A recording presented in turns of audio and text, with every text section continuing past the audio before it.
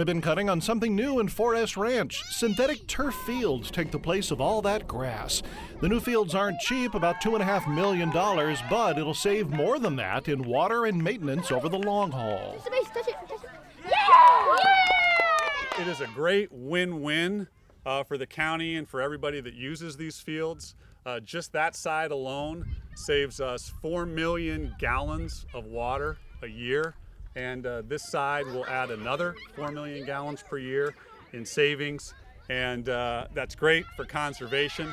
It's also great for playability because we can program these fields several hundred more hours a year. You know, if people want to do things like this, whether you have a business or a home, the county has a program called Property Assessed Clean Energy, or PACE, and you can get 100% of the funding from a private source and pay it off on your county tax bill over 10 years. So anybody that wants to take their grass out can do it, replacing it with artificial turf, drought-tolerant landscaping. There are programs available, so I encourage them to call my office if they have any questions. The park serves roughly 10,000 nearby residents. In the County News Center, I'm Michael Russo.